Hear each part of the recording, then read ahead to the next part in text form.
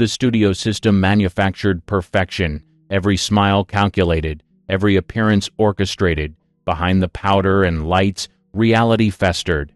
These are the documented truths Hollywood spent millions hiding. Court records, medical files, and witness testimonies paint a different picture than the one sold to America. The Crawford dental disaster.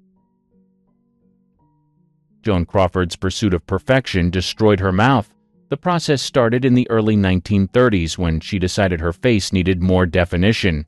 Marlene Dietrich had done it first. Had her back molars extracted to create those famous hollow cheeks. Crawford wanted the same transformation.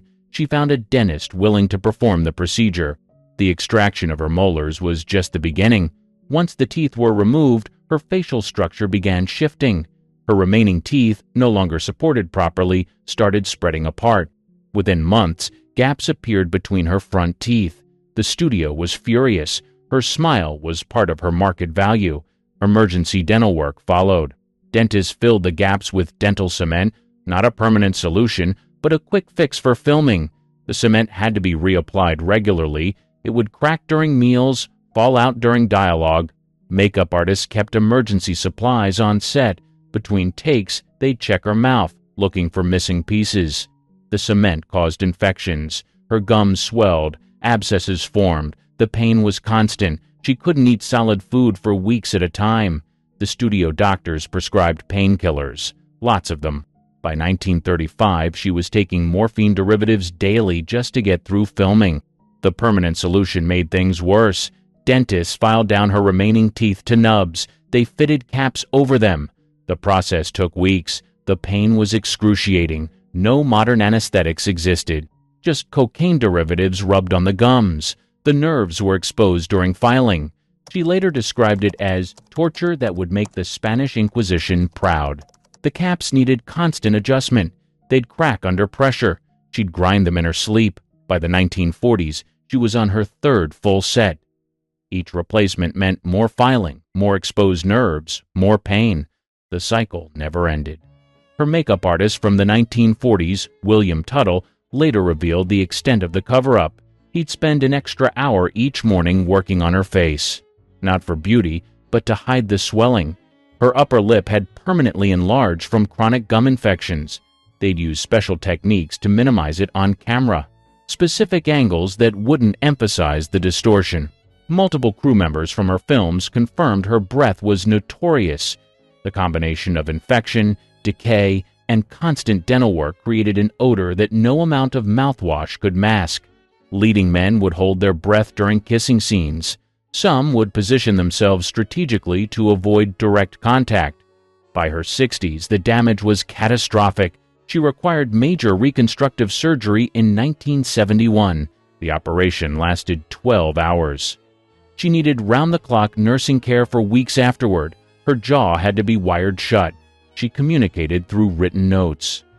One note saved by her nurse read, 40 years of hell for cheekbones. Was it worth it? The studio had known all along. MGM kept detailed medical records. They documented every procedure, every infection, every prescription. But they also kept it quiet. Crawford was contractually obligated to maintain her appearance. The dental disasters were considered occupational hazards. The cost of doing business in Hollywood's beauty factory. Monroe's repulsive reality exposed. Marilyn Monroe's hygiene habits contradicted everything about her sex symbol image. The revelations came from multiple sources over the years, each account more disturbing than the last. The woman who epitomized desire reportedly repelled those who got close enough to discover the truth. Clark Gable, her co-star in The Misfits, was explicit in his disgust. According to David Brett's extensively researched biography, Gable was completely uninterested in Monroe romantically despite rumors of an affair. The reason was simple. She smelled. Gable, who had his own dental issues but was obsessed with cleanliness otherwise, found her body odor unbearable. The specifics were worse than general uncleanliness. Monroe would go days without bathing, not occasionally, but regularly. During the filming of Some Like It Hot, Billy Wilder had to implement a hygiene protocol. Assistants were assigned to ensure she bathed at least every other day. They'd run baths in her trailer, leave fresh towels, sometimes physically escort her to the bathroom. Her infamous lateness to set had multiple causes, but one, according to makeup artist Alan Whitey Snyder, was the time needed to make her presentable. He kept a kit specifically for Monroe that other actresses didn't require: baby wipes to clean her skin, industrial-strength powder to absorb oils and odors, dry shampoo before it was commercially available. He'd essentially give her a sponge bath in the makeup chair. The no-underwear habit wasn't a sexy choice. It was laziness. Costume designers from multiple films confirmed she'd show up to fittings without undergarments. Not for comfort or sensuality, but because she hadn't done laundry. They'd have to provide new underwear daily. Some she'd wear, some she'd refuse. During the production of The 7-Year Itch, the famous subway grate scene required multiple takes, not just for the perfect shot, but because Monroe's hygiene became an issue. The warm air from the subway made her body odor noticeable to the entire crew. Director Billy Wilder called for breaks to air out the set. Her home life confirmed the pattern. Housekeeper Lena Pepitone, who worked for Monroe in her final years, documented the squalor: dirty clothes piled in corners, unwashed dishes, growing mold, bedsheets unchanged for weeks. Monroe would sleep in the same nightgown until it literally fell apart. The drug use exacerbated everything. Barbiturates caused excessive sweating. Amphetamines gave her a chemical odor. The combination, mixed with poor hygiene, created what one crew member called a unique and unforgettable smell. He didn't mean it as a compliment. Even her psychiatrist, Dr. Ralph Greenson, noted her hygiene in his private files. He connected it to her mental state. Depression manifested in neglecting basic care. But even during manic phases, when she was energetic and seemingly happy, the bathing didn't improve. It had become a fixed pattern. Joe DiMaggio, her second husband, tried to address it. He bought her expensive perfumes, imported soaps, had a custom bathroom installed in their home. Nothing worked. She'd use the perfume to mask odor rather than bathing first. The marriage lasted 9 months. Arthur Miller, her third husband, was more tolerant but equally frustrated. He later wrote that living with Monroe meant accepting a level of disorder that would drive most people insane. He didn't specify the hygiene issues, but friends who visited their home did. They described mysterious smells, stained furniture, and Monroe appearing disheveled at all hours. Dietrich's self-mutilation rituals. Marlene Dietrich's transformation into an icon involved systematic self-torture that would be considered body horror today. The procedures she endured, many self-inflicted, went beyond vanity into the realm of obsession. Each decade brought new extremes. The molar extraction was just the start. In 1930, she had 4 back teeth removed to achieve hollow cheeks. The procedure was done without proper anesthesia. She was awake, feeling everything. The dentist, Dr. Manfred Unger in Berlin, later said she didn't make a sound. She watched in a hand mirror as he extracted each tooth. But Dietrich went further than anyone else. She developed a pre-performance ritual that horrified even hardened stagehands. She would insert surgical needles under her skin along her jawline. Thin, medical-grade needles that created subtle shadows. The effect lasted about 4 hours, long enough for a performance or filming session. The surgical tape technique was elaborate. She'd pull her skin taut, tape it behind her ears, then hide the tape with wigs or careful hairstyling. But the tape alone wasn't enough. She'd use gold chains, nearly invisible to audiences, attached to her scalp with surgical clips. The chains pulled her face upward. The clips drew blood. She'd emerge from dressing rooms with thin streams of red trailing down her neck. Her daughter, Maria Riva, documented these rituals in horrifying detail. She watched her mother prepare for performances from age 5.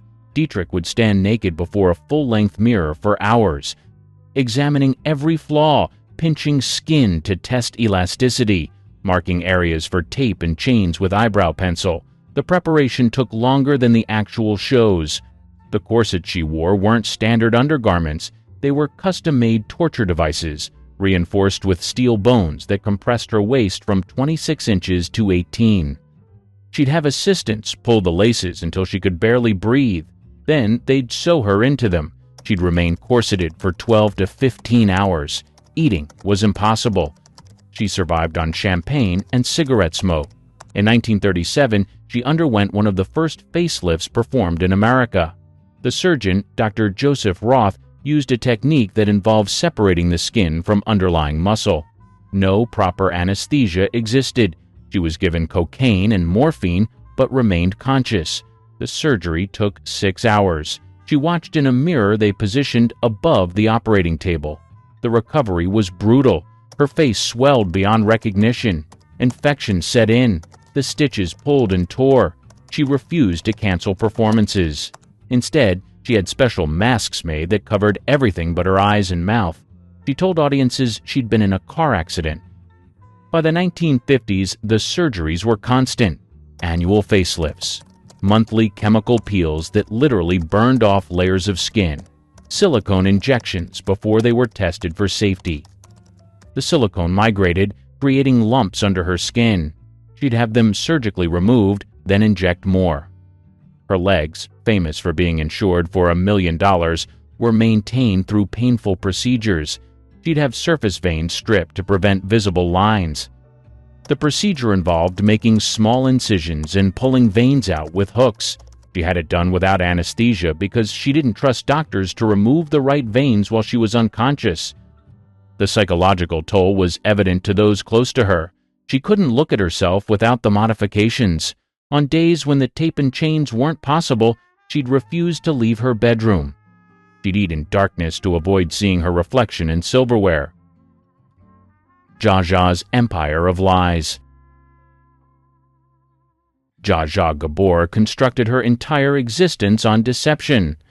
Every aspect of her public persona was manufactured, documented in court records, divorce proceedings, and financial documents that revealed the stunning scope of her fabrications.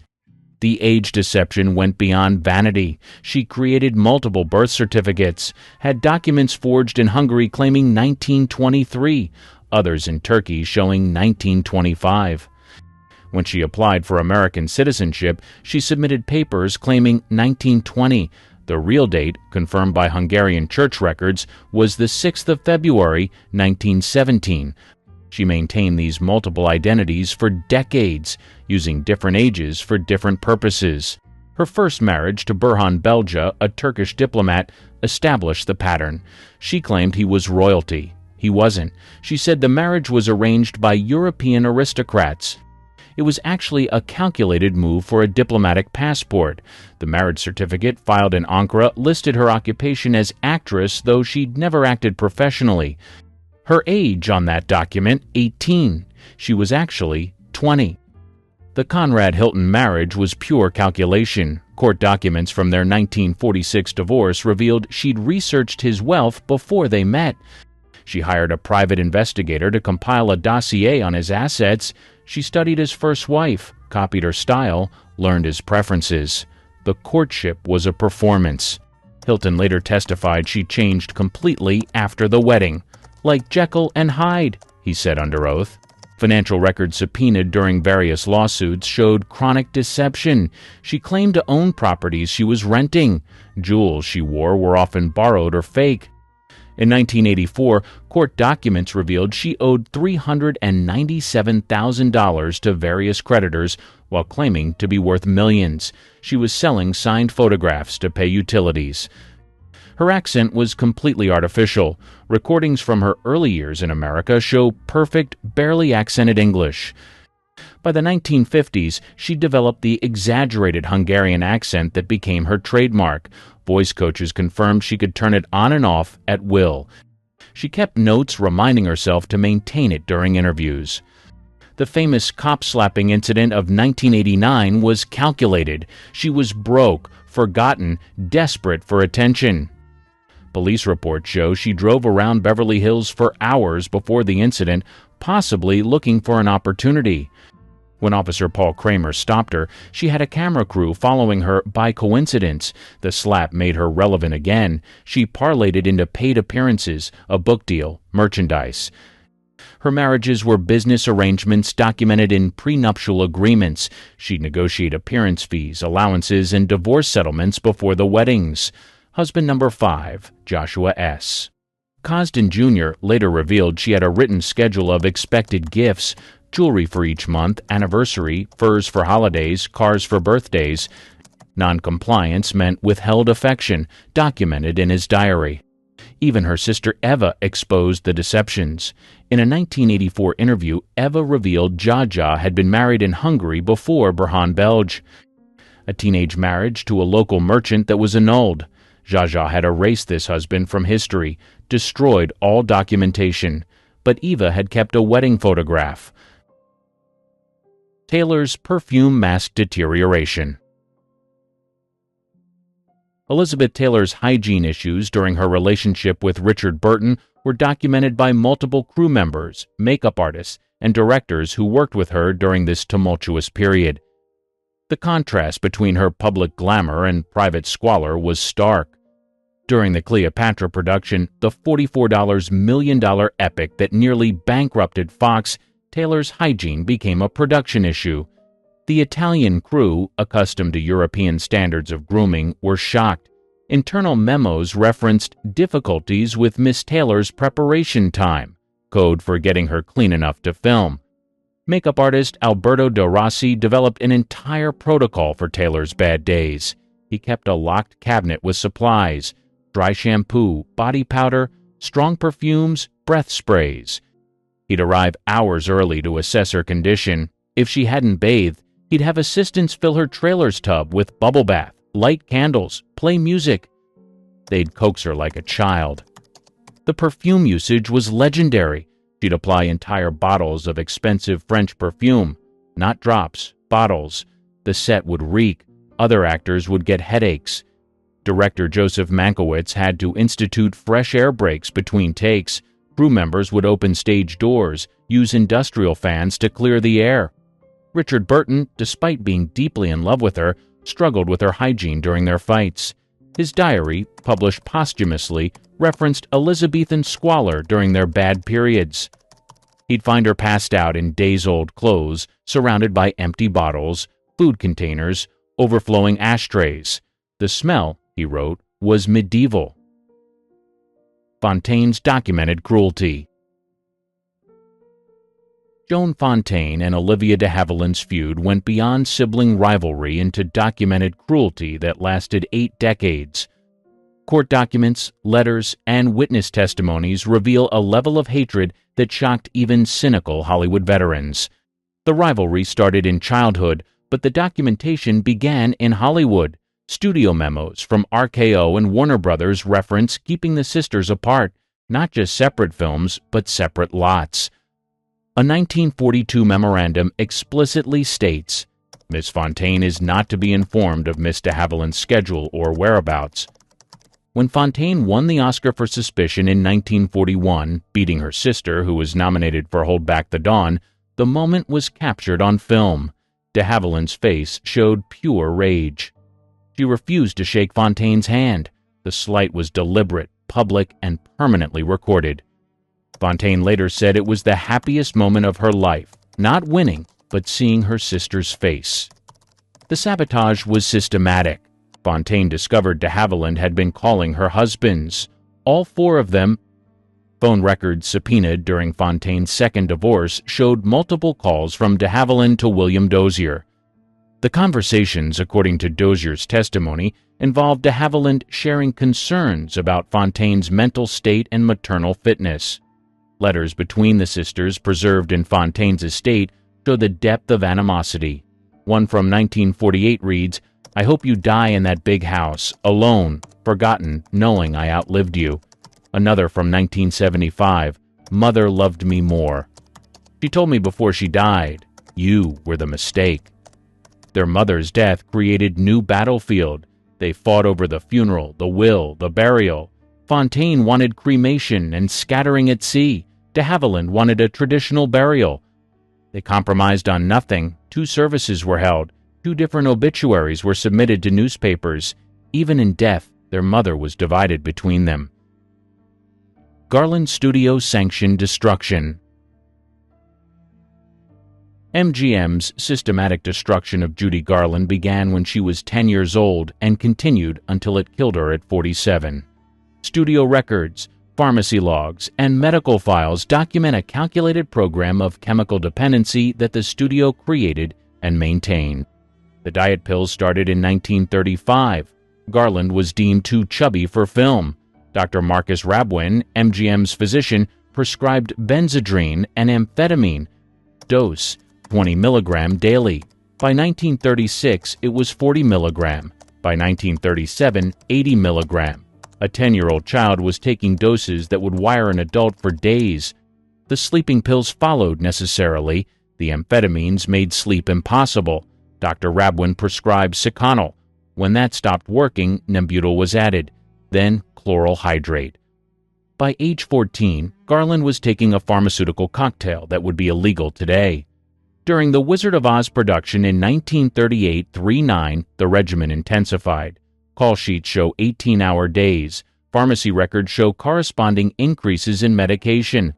100 milligram of Benzedrine in the morning, 50 milligram boosters throughout the day, 100 milligram of Seconal at night, plus vitamin shots that were actually methamphetamine.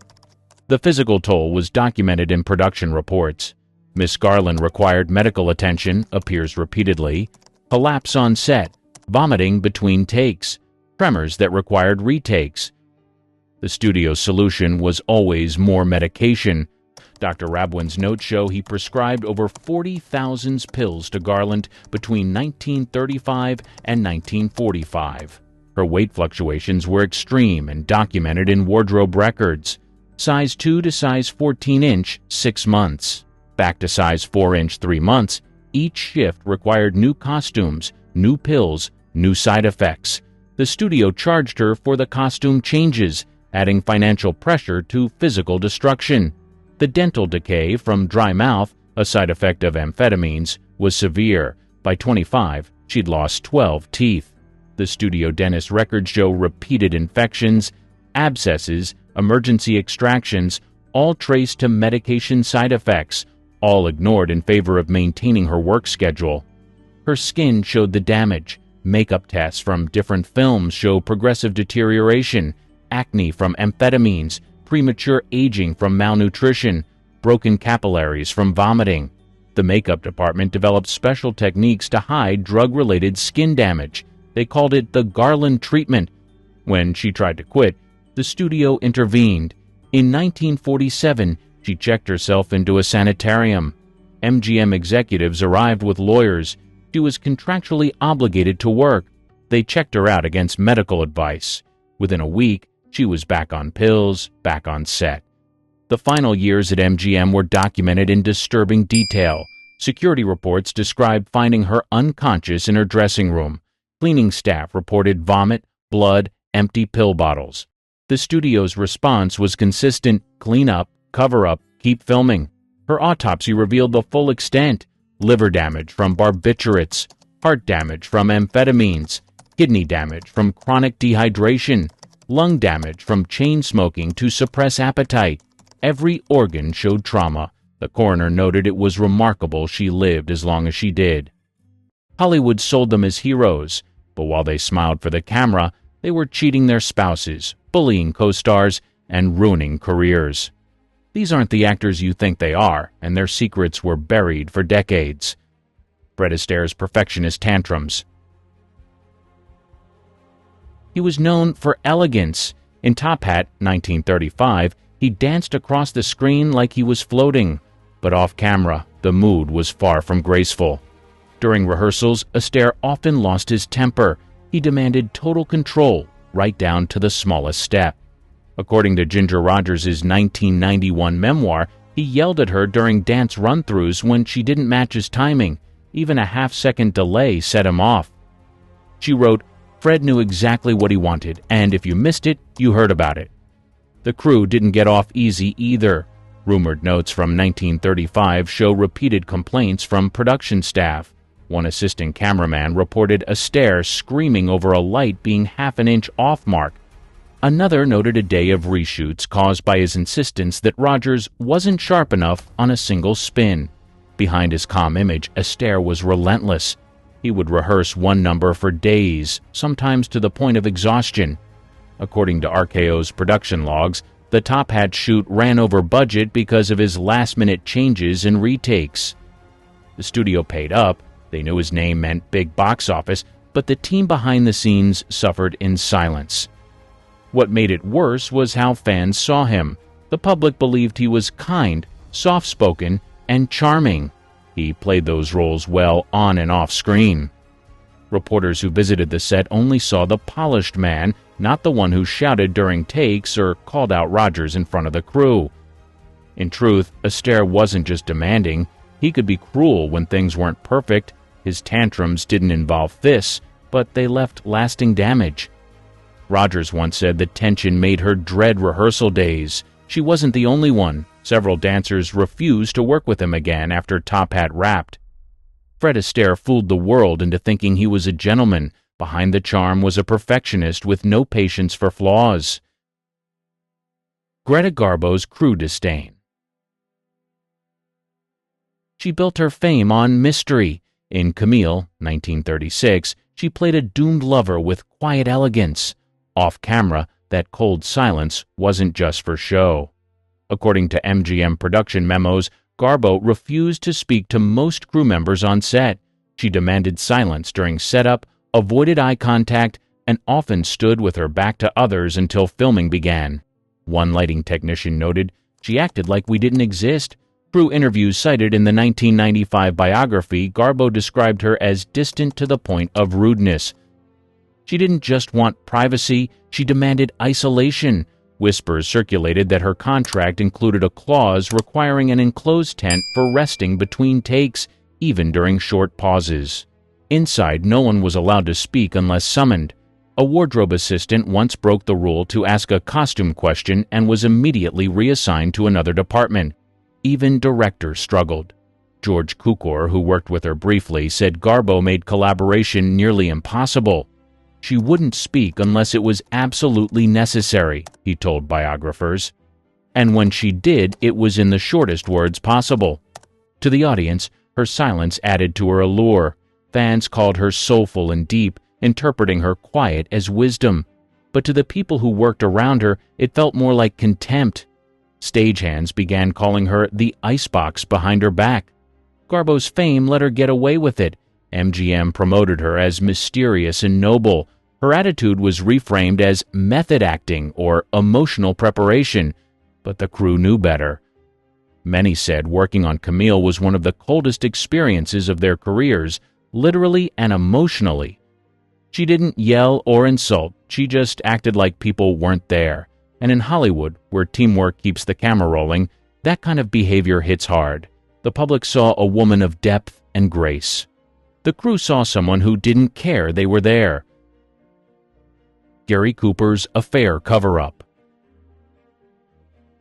He was Hollywood's strong, silent type. In Mr. Deeds Goes to Town, 1936, he played the kind-hearted hero.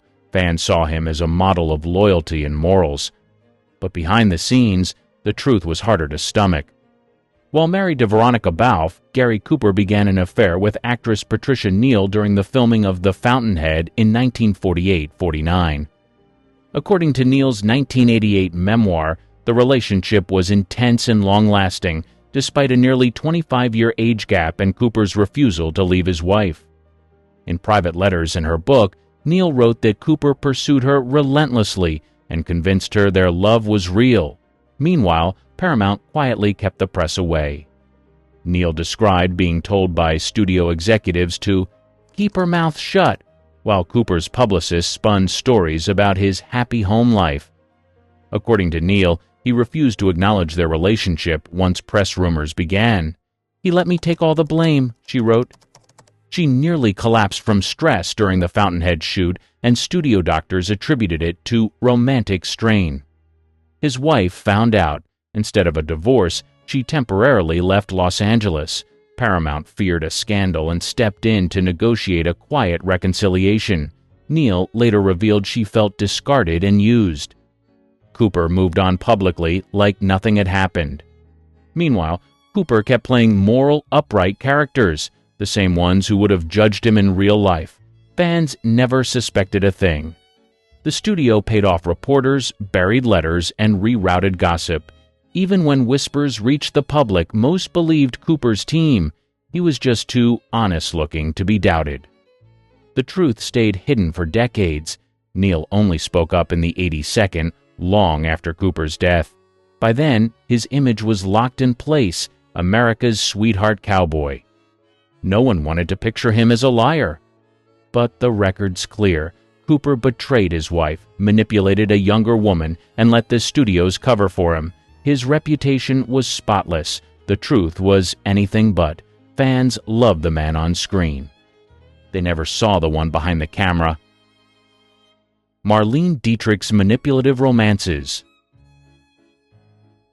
She lit up the screen in Destry Rides again, 1939, with her sultry voice and bold presence.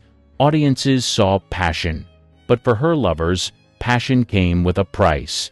During the late 1930s, Dietrich began a relationship with French actor Jean Gabin.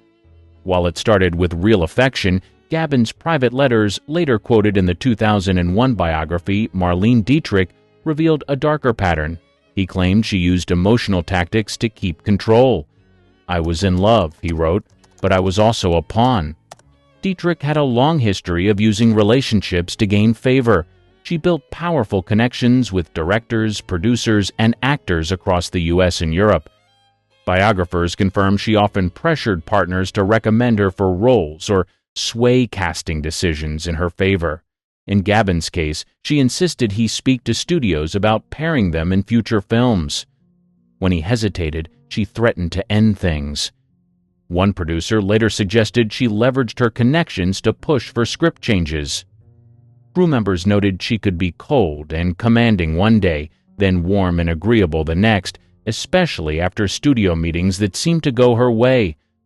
What made it hard to detect was how charming she could be. Dietrich played her public role perfectly. In press interviews, she talked about love, loyalty, and staying true to her art. Meanwhile, she juggled lovers like business assets. Many didn't speak out. She was too powerful. Even Gabin stayed silent for years, only sharing the truth through his letters after her death. Dietrich's public image, exotic, tragic, irresistible, was too strong. No one wanted to see her as calculated. But the pattern was clear. She knew how to use people, and she did it well. Behind the allure was a woman working every angle to stay in the spotlight. Mickey Rooney's gambling debts. He was America's boy next door. In the Andy Hardy films of the 1940s, he smiled, joked, and won hearts. Off-screen, he couldn't stop placing bets. According to his 1991 memoir, Life is Too Short, Rooney developed a gambling addiction early in his career. By the mid-1940s, he was deep in debt. He admitted to blowing entire paychecks on horse races and card games. The problem got so bad, he once lost $50,000 in a single week, a massive sum at the time. To keep the losses hidden, Rooney leaned on MGM. He would repeatedly request salary advances, sometimes just days after payday. Executives approved them quietly, not wanting to damage his image. One memo from 1944 called him a financial risk, but a valuable one. When MGM stalled on payments, Rooney found other ways. He borrowed from co-stars, directors, and even crew. According to actor friends, he often promised to pay them back after just one more win. Many never saw a dime. He also used charm to escape consequences. Rooney would show up on set late, hungover from all-night games, and still deliver a great take. Directors let it slide. The public never found out. Tabloids painted him as Hollywood's favorite son, while creditors waited outside his dressing room. His first marriage to Ava Gardner didn't help. She later said in interviews that his gambling was out of control and ruined their brief relationship. He'd take her to the racetrack, bet everything, and smile like it was all part of the fun. Behind the grin, the debts kept growing. Even when he made huge sums, millions over his career, he stayed broke. He admitted in his memoir that by the end of the decade, there were days I didn't have enough for gas. Fans never suspected it. Rooney's upbeat roles made him look clean-cut and stable, but behind the cheerful facade was a man addicted to risk, losing money faster than he earned it. Mickey Rooney wasn't just the happy kid on screen. He was a gambler who leaned on friends, wrecked marriages, and drained studio coffers to chase the next win. Gene Kelly's harsh directing. He made dancing look joyful. In On the Town, 1949, he leapt through New York streets with effortless charm, but behind the scenes, working with him was anything but fun. Kelly co-directed On the Town with Stanley Donen. While Donen handled logistics, Kelly ruled the rehearsal floor. According to interviews with cast and crew, Kelly demanded perfection, then punished anyone who fell short. Co-star Vera Ellen described the process as exhausting, saying Kelly would repeat a scene dozens of times if the timing wasn't perfect. He didn't yell often. He didn't have to. His glare and biting tone were enough. One dancer recalled Kelly stopping a number mid-routine to say, "Are you dancing or drowning? Because right now it looks like the second." That dancer was replaced the next day. Crew members weren't safe either. A lighting assistant, quoted in Gene Kelly, A Life, 2008, said Kelly would reposition people on set without explanation, then snap if a shadow fell wrong. He knew what he wanted. God help you if you didn't give it to him, the assistant said. Kelly's behavior clashed with his public image. He was promoted as the fun-loving Irish-American genius who brought dance to the masses. But on set, his drive made people nervous. One choreographer said Kelly didn't just direct, but controlled. Every toe point, every camera angle, every facial expression had to pass his standard.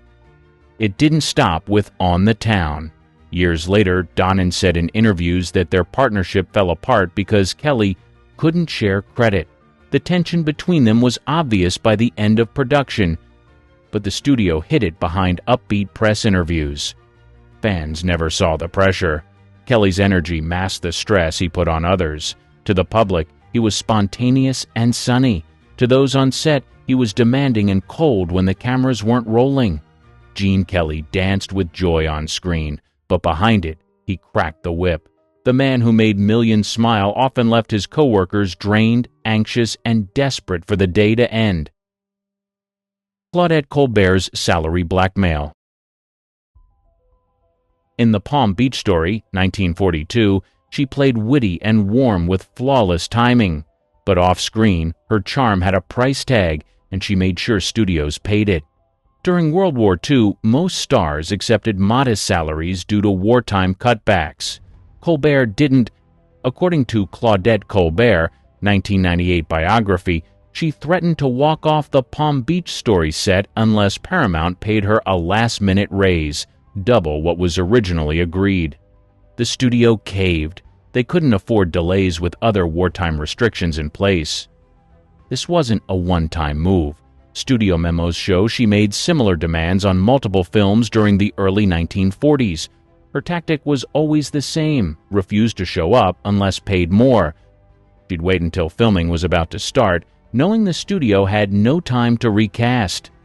Producers started calling it Colbert Math, where the final budget always ballooned once she arrived. One internal note from 1942 read, "Colbert's salary demands are no longer negotiations, they're ultimatums." And she wasn't subtle about it. Several co-stars, including Fred MacMurray, recalled her bragging about being the highest-paid woman in Hollywood. She reportedly told a new actress on set, "You don't get what you deserve, you get what you demand." Still, fans saw her as generous and gracious. Her roles leaned classy and caring, and gossip columns praised her poise. No one talked about the stalled shoots or panicked accountants. The public never heard about the scenes rewritten to shorten her hours, or the lighting adjusted to meet her personal angles, another clause she insisted on in every contract. Colbert knew her worth, and she wasn't afraid to weaponize it, but for the studios scrambling behind her and for co-stars forced to wait out her standoffs, it wasn't empowerment, it was extortion. She may have played polished ladies on screen, but behind the camera, Claudette Colbert ran the show with sharp elbows and stricter terms. Fans saw charm. The people cutting checks saw a star who knew exactly how to hold a project hostage and smiled while doing it.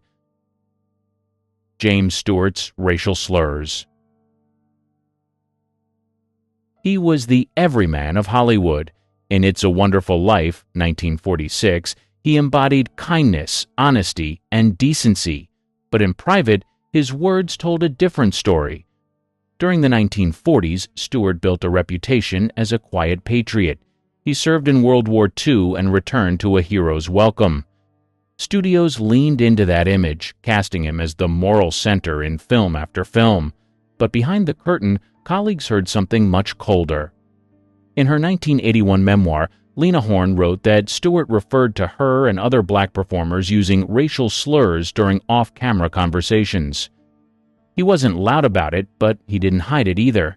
She described a moment on the MGM lot where Stewart, in a group of white actors, casually dismissed the idea of integrated casting with a racial insult. "He didn't even lower his voice," she wrote. "He didn't think he had to." Crew members backed her account. In interviews for studio biographies, several recalled Stewart refusing to rehearse with Asian American extras on war-related films. One producer said Stewart told him he didn't want to shake hands with someone who looked like the enemy during filming of a post-war drama. This wasn't a man shouting hate from rooftops. It was quieter and more accepted in the system. He didn't lose jobs. Studios brushed it off, saying Stewart was set in his ways. His fame protected him. Fans never saw that side. They saw George Bailey. They saw Mr. Smith. They saw a kind man trying to make the world better. The idea that he looked down on fellow performers based on race didn't fit.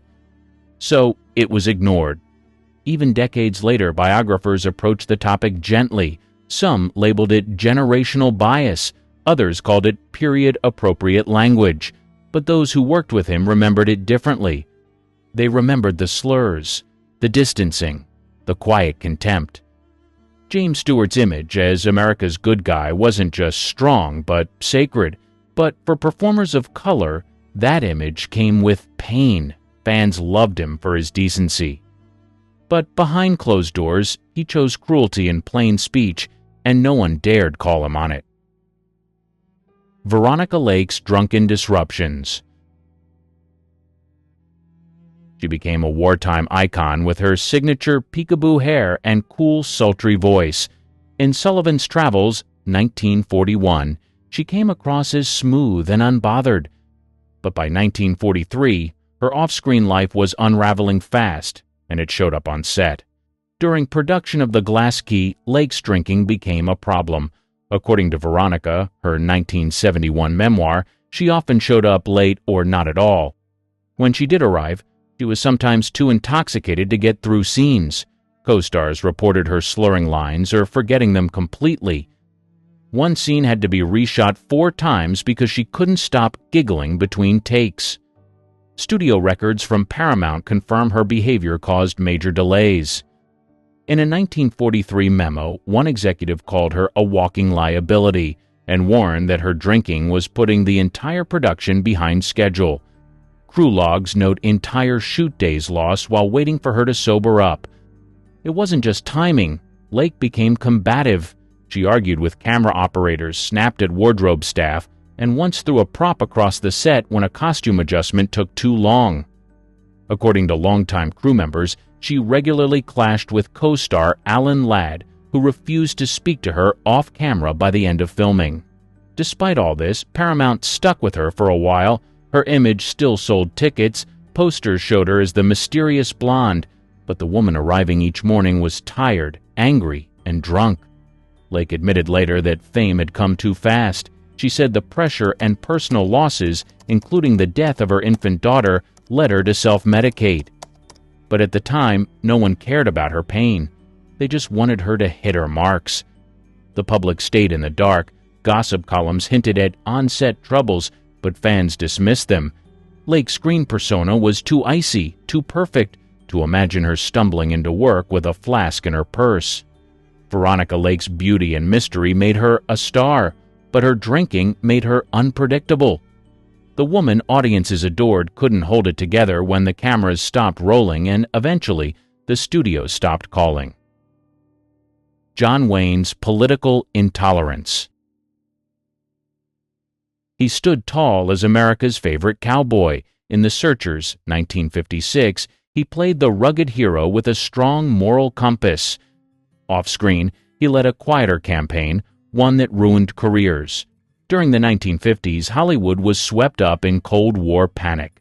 The House Un-American Activities Committee, HUAC, held hearings to root out suspected communists in the film industry.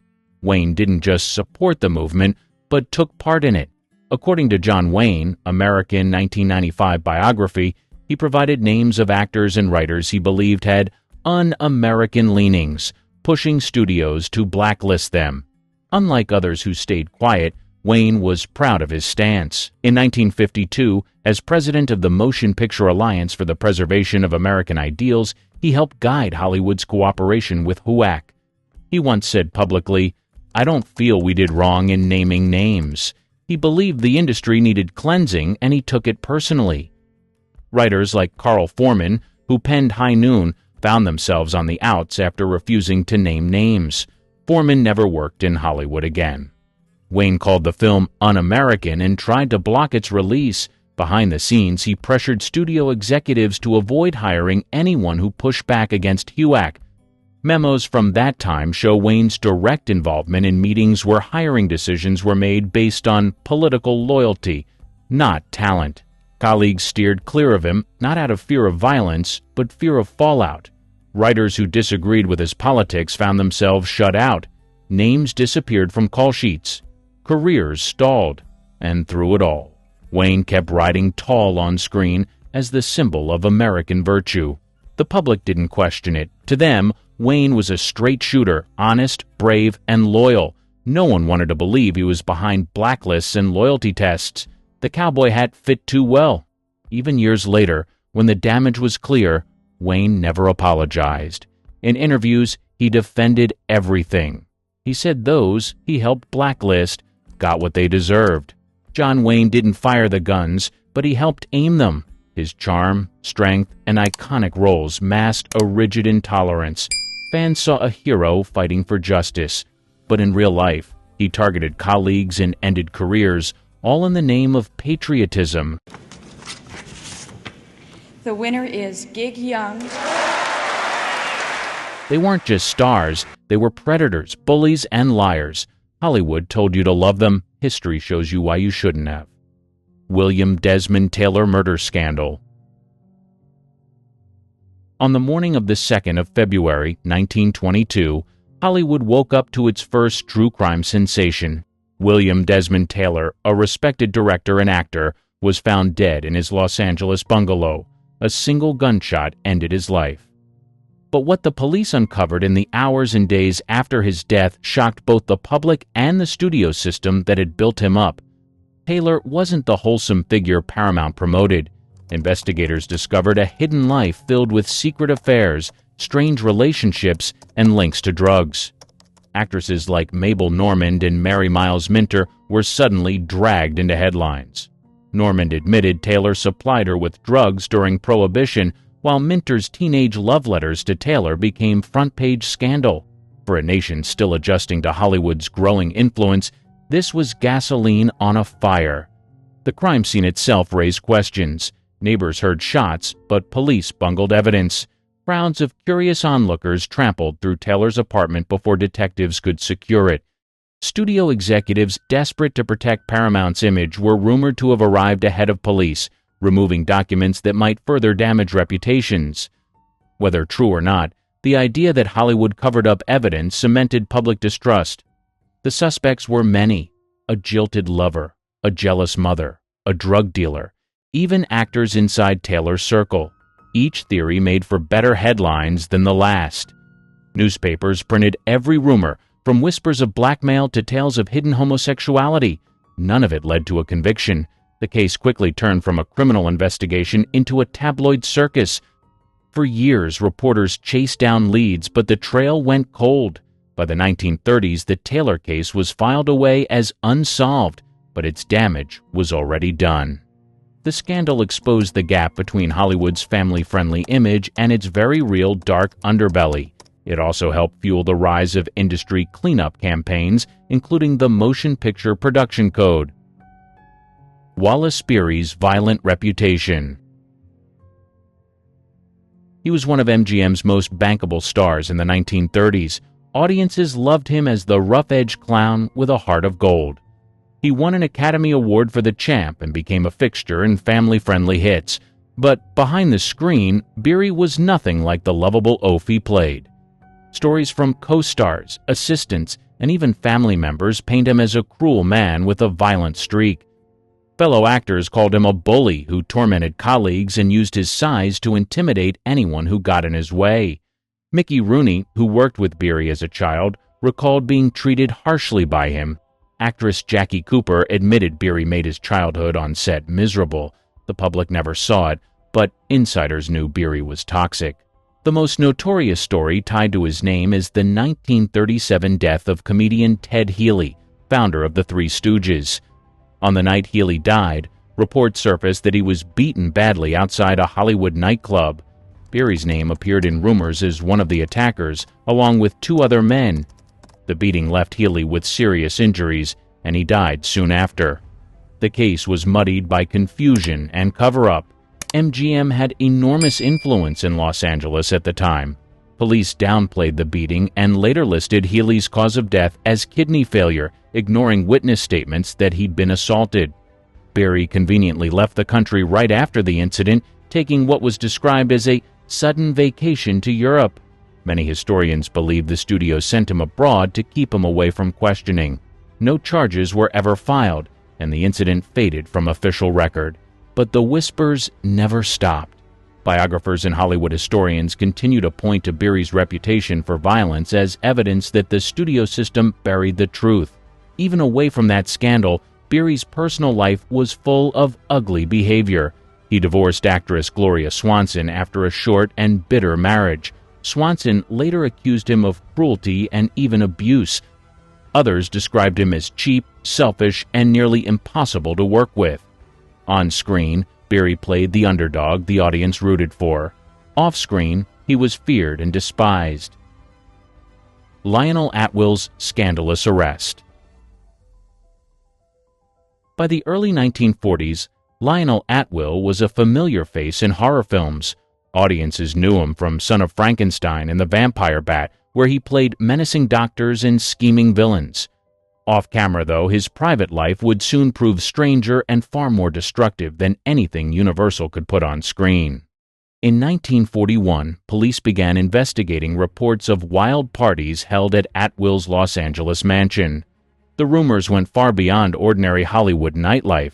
Guests alleged that the gatherings featured explicit acts, with minors sometimes present. When the case reached a grand jury, Atwill denied everything under oath.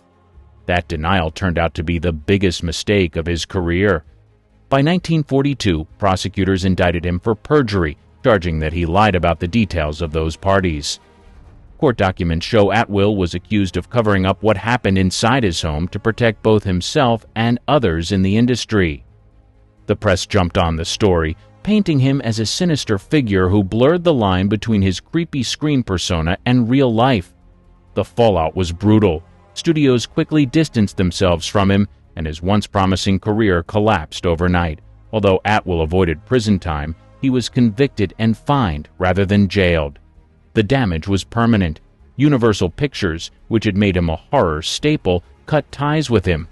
For a man who had once been billed as one of the great character actors of the 1930s, the scandal left him untouchable in mainstream Hollywood. Friends and defenders argued that the allegations were exaggerated, or that Atwill had simply gotten caught up in wartime moral panic. But public opinion wasn't on his side. The headlines branded him as a degenerate, and the fact that minors were even mentioned in connection with his home sealed his reputation. After that, his roles grew smaller and more desperate. Instead of leading roles in prestige pictures, he was reduced to bit parts in B-movies. His health declined, and by the late 1940s, he was struggling with both career and personal issues.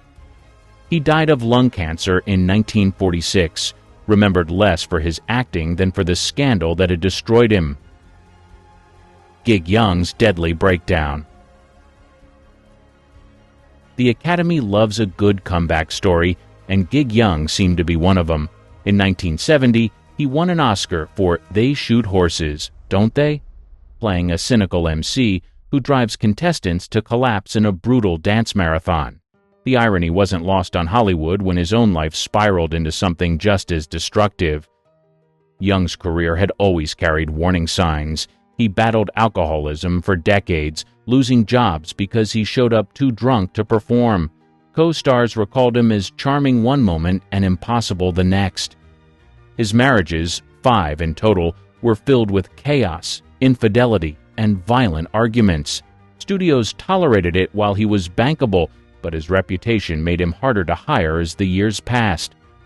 By the late 1970s, his career was collapsing. He had been fired from Blazing Saddles after showing up intoxicated on set. He was nearly broke and struggling to stay relevant. In September 1978, he married his 5th wife, Kim Schmidt, a young German actress. Friends described the relationship as tense from the beginning, with Young showing signs of paranoia and instability. Just weeks later, on the 19th of October, 1978, police responded to their New York apartment. Inside, they found Schmidt fatally shot and Young dead beside her, the revolver still in his hand. Investigators ruled it a murder-suicide. The news stunned Hollywood. How could a man who once stood on stage holding an Oscar end up in such a bleak tabloid headline? The public reaction was immediate. Newspapers ran photos of Young's glamorous past alongside grim reports of his final night. Colleagues mourned, but few were truly surprised. His history of addiction and erratic behavior made the tragedy feel inevitable to those who had seen him unravel. The case also sparked conversation about how Hollywood handled addiction. In the 1970s, there was little accountability or support for stars whose drinking or drug use endangered their work and relationships. Studios simply replaced them, and friends often looked the other way. Young's death became a grim example of what unchecked self-destruction could lead to. Marlon Brando's dark legacy. By the 1970s, Marlon Brando was already being hailed as the greatest actor of his generation. The Godfather and Last Tango in Paris cemented his legend. But the brilliance came with stories that exposed cruelty, recklessness, and damage that stretched far beyond the screen. The most notorious incident surrounds Last Tango in Paris, 1972. In later interviews, actress Maria Schneider revealed she had not been told about the details of a disturbing butter scene until the cameras were rolling. Director Bernardo Bertolucci admitted he and Brando kept it from her to provoke a real reaction. Schneider said she felt humiliated and powerless. The fallout years later turned the film into a case study of how Hollywood exploited young actresses. On sets, Brando's behavior became infamous. He refused to learn lines, demanded cue cards, and mocked directors. Co-stars described him as sabotaging scenes out of spite. Francis Ford Coppola admitted Brando nearly derailed Apocalypse Now with delays and arrogance. What audiences saw as method genius often looked like outright sabotage to those forced to work with him. His personal life carried even darker shadows. Brando's home was marked by dysfunction and tragedy. His son, Christian, shot and killed Dag Drolet, the boyfriend of Brando's daughter Cheyenne, in 1990. Christian was convicted of manslaughter. Cheyenne herself struggled with mental illness and later took her own life at 25. Brando's chaotic household became a headline spectacle, reinforcing the sense that destruction followed him everywhere. Brando also used his fame to humiliate others. In the 1970s, he was accused of manipulating lovers, abandoning partners, and fathering children he refused to acknowledge.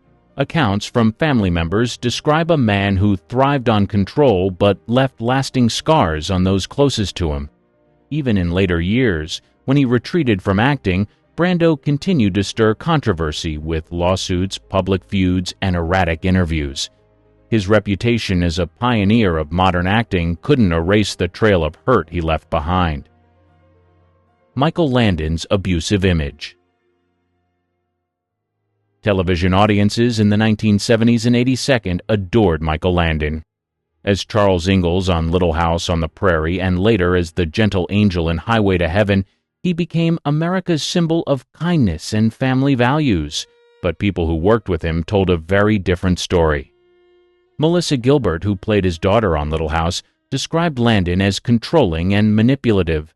In her memoir, she recalled moments where he mocked or belittled others on set.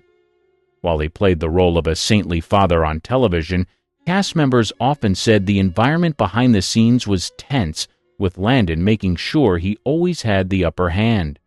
His personal life revealed this same pattern. Landon's first wife, Lynn No, spoke publicly about his serial infidelity. Their marriage ended after nearly 20 years when he left her for a younger woman who worked on the Little House crew. The split was bitter and highly publicized, shattering the illusion of Landon as the perfect family man. His daughter, Cheryl Landon Wilson, later wrote about his temper and neglect in The Father One Knew, describing a man who cared more about control than compassion. Crew members also recalled Landon's drinking and harsh treatment of people around him. According to Gilbert, he was capable of kindness, but just as capable of tearing down colleagues in front of others. The atmosphere he created was far from the wholesome family setting viewers assumed existed. Despite the negative accounts, Landon worked hard to protect his image. He regularly gave interviews about family values, spirituality, and morality. To the public, he was a role model. But for insiders, the hypocrisy was hard to ignore. His ability to sell the illusion of decency on screen while living the opposite off-camera is part of what makes his story so unsettling. Landon died of cancer in 1991 at the age of 54, with fans mourning the loss of their beloved television father. The man millions trusted as a symbol of goodness had left deep scars on the people closest to him. Bob Hope's predator allegations. For decades, Bob Hope was treated as America's favorite comedian. He hosted the Oscars, entertained troops overseas, and built a reputation as the smiling face of wholesome humor. But behind the patriotic image were stories of a man who exploited his power with women for decades.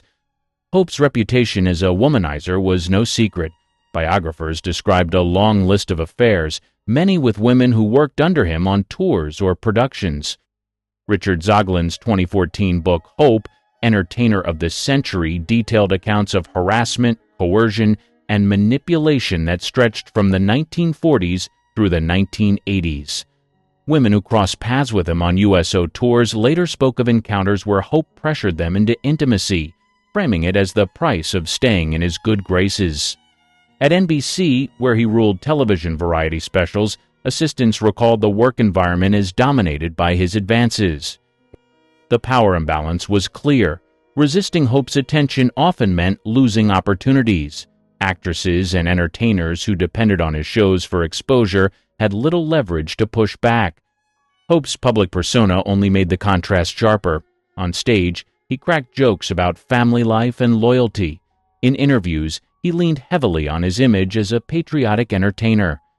But the stories told privately painted him as predatory, particularly with women who were younger, less experienced, and dependent on his influence for their careers. Some defended him as merely a flirt, but multiple first-hand accounts went far beyond that excuse. Zoglin's research included testimonies from insiders who said Hope maintained an assembly line of affairs and kept relationships secret through intimidation and loyalty deals. For a man celebrated as a national icon, the stories revealed an entirely different legacy hidden under the surface. When the Me Too movement resurfaced conversations about historical abuse in Hollywood, Hope's name reappeared. Although he had died in 2003 at the age of 100, researchers and cultural critics pointed out that his case fit the same pattern of powerful men using status to exploit. Jeremy Piven's harassment fallout. The 2017 wave of Me Too allegations hit dozens of actors, but few fell as fast as Jeremy Piven. Best known for playing Ari Gold on Entourage, he had built a career out of fast-talking charm. That image collapsed almost overnight when multiple women accused him of harassment. The first public accusation came from actress Ariane Bellamar. She claimed Piven groped her on the set of Entourage and later at the Playboy Mansion. She went public on Twitter, sparking headlines across major outlets. Soon after, additional women stepped forward. Actress Cassidy Freeman accused him of predatory behavior, while Tiffany Bacon Scorby alleged he assaulted her in a hotel room in 2003. Piven denied every allegation, calling them absolutely false. He even offered to take a polygraph test to clear his name, but the accusations kept stacking up. By late 2017, at least 7 women had spoken publicly about inappropriate encounters with him. Each account varied in detail, but the pattern painted a consistent picture of a man who abused access and power. The fallout was immediate. CBS canceled his drama Wisdom of the Crowd after just 1 season, citing low ratings but widely understood to be linked to the controversy. Comedy clubs and venues began canceling his appearances. Once a staple in Hollywood circles, Piven quickly became untouchable. The media also highlighted the irony. Piven had won 3 Emmy Awards and a Golden Globe for Entourage, a show that celebrated toxic masculinity. Now, off-screen, he was accused of embodying the very behavior audiences had once laughed at. What had looked like parody suddenly felt uncomfortably real. Piven continued to defend himself, insisting he had never harmed anyone. He even launched a stand-up career in an attempt to rebrand, but his reputation remained tarnished. The damage was already done. Public reaction to his downfall was divided. Some argued the lack of criminal charges left room for doubt. Others pointed out that Hollywood had a long history of ignoring women until movements like Me Too forced the industry to listen. In Piven's case, the sheer number of accounts made it impossible to dismiss. Scott Baio's disturbing allegations. By 2018, Scott Baio was better known for political outbursts than acting roles, but that year, his name made headlines for reasons that went far beyond social media. Former Charles in Charge co-star Nicole Eggert accused him of sexually abusing her when she was underage. Eggert went public on Megyn Kelly Today, saying the abuse began when she was 14 or 15 and lasted through her teen years on set. She claimed Baio groomed her with attention, then pressured her into a sexual relationship that left her feeling trapped. He was in his 22nd. I was not old enough to consent, she told the audience. Baio denied the allegations, insisting their relationship was consensual and began only after Eggert turned 18. He even staged his own Facebook Live video to defend himself. But Eggert's story gained weight when another co-star, Alexander Polinsky, stepped forward. Polinsky said Baio created a hostile environment on set, verbally abusing him and harassing Eggert in front of others. His account backed up Eggert's claims of a toxic workplace. The controversy deepened when Eggert filed a police report with the LAPD. Investigators looked into her allegations but later closed the case, citing statutes of limitation. Still, the accusations sparked national debate, especially as they came during the height of the Me Too movement. Public reaction was split. Supporters of Baio pointed to the lack of charges. Critics argued that Hollywood had protected male stars for decades, and the expiration of legal timelines didn't erase what Eggert and Polinsky described. Media coverage was intense, with talk shows and news outlets revisiting Baio's history in television and the gap between his wholesome sitcom roles and the disturbing claims. Baio's career never recovered. Once known as a teen idol from Happy Days and Charles in Charge, he became a case study in how the industry often ignored abusive behavior on sets filled with child actors. Eggert's testimony gave audiences a rare glimpse into what life was really like behind the scenes of a family-friendly sitcom. Ezra Miller's chaotic spiral. Warner Brothers once positioned Ezra Miller as the future of its superhero franchise. Cast as The Flash in 2016, Miller was supposed to anchor billion-dollar blockbusters for years. Instead, by the 2022, their name was tied to arrests, allegations, and chaos that turned a comic book star into a tabloid fixture. In March 2022, police in Hawaii arrested Miller for disorderly conduct after an incident in a karaoke bar. Witnesses said they shouted obscenities, grabbed a microphone from a woman, and lunged at a man playing darts. Just weeks later, they were arrested again on the island for second-degree assault, accused of throwing a chair that struck a woman. The headlines didn't stop. In Vermont, Miller faced burglary charges for allegedly stealing alcohol from a neighbor's home. Around the same time, parents of one 8-year-old activist accused Miller of grooming their child, filing court documents claiming they used cult-like control. Other families described similar encounters, saying Miller manipulated or intimidated vulnerable young people. Through it all, Warner Brothers struggled with how to handle their troubled star. While other studios quickly cut ties with actors accused of misconduct, Warner pressed forward with The Flash. Critics blasted the decision, saying it showed the studio cared more about protecting a $200 million movie than the safety of those making accusations. Public opinion spiraled. Former fans who had celebrated Miller as a groundbreaking non-binary star now questioned why Hollywood seemed to shield them. Social media turned each new arrest into viral fodder. Memes of The Flash outrunning the law circulated, adding dark humor to very real concerns. Miller eventually released a statement in August 2022 admitting to complex mental health issues and saying they had begun treatment. It was the first acknowledgement of personal responsibility after months of silence and denial. Still, the legal cases and accusations piled up, leaving a career that once promised stardom hanging by a thread. By 2023, The Flash finally hit theaters. Instead of being a triumphant launch, it was overshadowed by controversy. Audiences and critics couldn't separate the superhero from the scandals. Miller's fall wasn't about one mistake. It was about a pattern of violence, manipulation, and self-destruction playing out in public. Everyone loves to blame cancel culture, but some of these people should have been canceled a long time ago. You weren't overreacting. You were underinformed. Here are 10 disgusting celebrities the industry helped you fall for. Sean Diddy Combs' legal battles. He was once the king of hip-hop. Big hits, flashy lifestyle, and a massive fan base. But behind the fame, a string of serious accusations. In 2017, his personal chef said he harassed her and then fired her when she spoke up. They settled the case in 2019, no details shared. Fast forward to 2023. His ex-girlfriend Cassie filed a lawsuit claiming years of abuse. She said he hurt her, trafficked her, and even blew up Kid Cudi's car. That case also settled fast.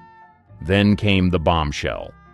In May 2024, CNN dropped a hotel video from 2016. It showed Diddy grabbing and attacking Cassie. You could hear the internet gasp. Diddy responded with an apology, calling his actions inexcusable. But it didn't stop there. By September 2024, he was arrested on serious federal charges, including trafficking-related offenses, organized criminal activity, and unlawful transportation. He said he wasn't guilty and stayed locked up in Brooklyn, no bail. A month later, things exploded. Reports said over 100 people, men, women, even kids, were getting ready to file lawsuits against him. The number? Around 120. Some were underage. It was chaos. In March 2025, another charge dropped, forced labor. He was accused of making people work crazy hours using fear and pressure. Again, he said he was innocent. James Franco's hidden history. He always had a certain charm. He played weird, artsy characters, joked around in interviews, and came off as the cool, harmless guy. But behind that laid-back image was a mess the public didn't see until 2018. That year, 5 women accused him of misconduct. 2 were former students at his acting school, Studio 4, which he ran in Los Angeles and New York. They said Franco used his power to push young actresses into uncomfortable and explicit scenes. Some claimed he removed safety guards during nude scenes and blurred the line between acting and manipulation. Franco denied everything. He told Stephen Colbert on The Late Show that the claims were not accurate. But the internet wasn't convinced, and his silence on social media didn't help. By 2019, 2 women filed a lawsuit. They accused him of exploiting students under the pretense of education. According to court documents, students were led to believe they had a shot at roles in Franco's films, if they agreed to intense scenes. Many said they felt pressured, especially in his so-called master class. In 2021, Franco settled the lawsuit for $2.2 million. He didn't admit guilt, but he did later speak out. On a podcast, he said he had struggled with compulsive behavior and acknowledged having inappropriate relationships with students. He called it wrong, but claimed it wasn't illegal. One of the most telling signs came from Seth Rogen. He and Franco were longtime collaborators, but in interviews, Rogen confirmed he hadn't worked with Franco in years and didn't plan to again. No shade, just a clean break. Since then, Franco's disappeared from the spotlight. He's taken on small indie projects, but nothing major. Most of Hollywood has kept its distance. Noel Clarke's collapse. In the UK, he was everywhere. He acted, directed, produced, and even won a BAFTA for Outstanding British Contribution to Cinema in 2021. But the celebration didn't last. Just weeks after that award, The Guardian published a massive investigation, and everything changed. 20 women came forward. They accused Clarke of inappropriate conduct, unwanted physical contact, intimidation, and demeaning language. Some said he secretly recorded audition scenes that involved sensitive content. Others claimed he'd touched them without consent or made cruel comments during shoots. Most of these women had worked with him professionally, on set, in casting, or through his company, Unstoppable Entertainment. Clarke denied everything. He said he never broke the law and never acted inappropriately. But the accusations weren't vague. They came with names, dates, and detailed stories. The Guardian stood by the reporting, and BAFTA quickly suspended his award. ITV pulled the final episode of Viewpoint, his latest drama, right before it aired. Sky, who had long worked with him, cut ties immediately. What followed was a total shutdown of Clarke's career. Projects vanished. Offers dried up. His name, once linked to representation and success, became toxic in the industry. In April 2025, Clarke tried to fight back. He sued The Guardian for defamation. He said the article ruined his life and claimed the accusations were false and unfair. But the journalist, Lucy Osborne, testified that every story was vetted and the piece was never personal. She said it was about giving people a voice. The court hasn't ruled yet, but the damage is done. Clarke hasn't booked a major role in years. His production company stopped operating. Even with the lawsuit, there's been no public comeback, no press tour, no support from the film world. What started as a career on fire crashed hard. And the worst part? It took 20 women stepping forward for anyone to actually listen. Morgan Wallen's never-ending apologies. He went from country music's rising star to public controversy machine, and it started long before most fans noticed. In May 2020, he was arrested in Nashville outside a bar. Charges: public intoxication and disorderly conduct. Nothing career-ending, but not a good look. Months later, he blew his shot at Saturday Night Live after video surfaced of him partying maskless during COVID restrictions. The show canceled his appearance just days before airtime. Then came February 2021. TMZ released home security footage showing Wallen yelling a racial slur after a night out. The backlash was immediate. Radio stations dropped him. His label suspended his contract. The Academy of Country Music barred him from that year's awards. He apologized publicly and promised to do better, but the damage was real. Despite the fallout, Wallen's album sales actually spiked. Some fans claimed cancel culture had gone too far. Others saw it differently, a clear example of someone being rewarded for bad behavior. Either way, Wallen stayed mostly quiet, reappearing months later in interviews saying he'd been doing a lot of soul-searching. But things got weird again. In October 2023, he was seen storming off stage mid-concert without explanation, and in April 2025, SNL brought him back, but not for long. He exited the building hours before the show, leaving producers scrambling. No official reason was given. Social media lit up with fan theories and jokes, but NBC stayed silent. Behind the scenes, Sources claim Wallen has become difficult to work with. Others say he just isn't interested in the spotlight anymore. Either way, the pattern keeps repeating. Do something reckless, apologize, go quiet, then resurface like nothing happened. R. Kelly's crimes in plain sight. He was once untouchable. He ruled the charts, sold out arenas, and had megastars lining up to work with him. But behind the fame, a long, disturbing trail that the industry ignored for years. The first red flag? In 1994, Kelly, then 27, secretly married 15-year-old Aaliyah. Her age was faked on the marriage certificate. The union was annulled, but questions started swirling. In 2002, a video allegedly showing Kelly with an underage girl surfaced. He was charged with possessing illegal material involving a minor, but pleaded not guilty. The trial dragged on for years, and in 2008 he was acquitted. That same year, he released more music. Business as usual. In 2017, things exploded again. BuzzFeed published a report accusing Kelly of running a cult, controlling young women and cutting them off from their families. His team denied it. But former associates started speaking out. They described rules, punishments, and disturbing levels of control. In 2019, the docuseries Surviving R. Kelly aired on Lifetime. It featured survivors, parents, and former employees detailing years of abuse. The reaction was massive. Protests broke out. Artists pulled collaborations. Radio stations dropped his music. Finally, people started listening.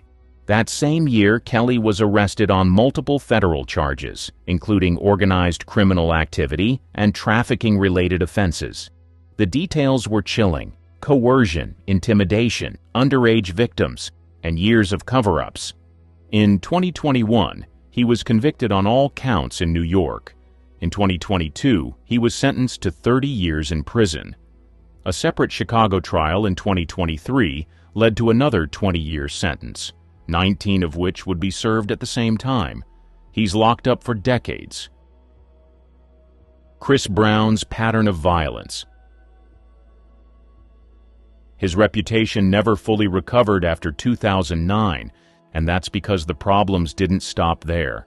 In February 2009, photos leaked of Rihanna's injuries after Brown assaulted her the night before the Grammys. The images were everywhere. Public opinion turned fast. Brown was arrested and later pled guilty to felony assault. He got probation, community labor, and court-ordered anger management. You'd think that would be rock bottom. It wasn't. In 2011, he allegedly smashed a window at Good Morning America after being asked about the Rihanna incident. The glass shattered near the street, but no charges were filed. His team blamed the media. He blamed haters. Then came the nightclub fights, parking lot scuffles, and assault allegations, year after year. In 2013, he punched a man outside a D.C. hotel. He was arrested and spent time in jail after being kicked out of rehab for anger issues. In 2016, a woman accused him of threatening her with a gun at his home. Police arrived with helicopters and a search warrant. Brown live-streamed part of it on Instagram. No charges were filed, but the spectacle was a media circus. That same year, his former girlfriend Karrueche Tran got a restraining order against him. She said he threatened to kill her. A judge later granted a 5-year order of protection. Then, in 2022, a woman filed a $20 million lawsuit alleging that Brown engaged in inappropriate conduct after giving her an unknown substance aboard a yacht.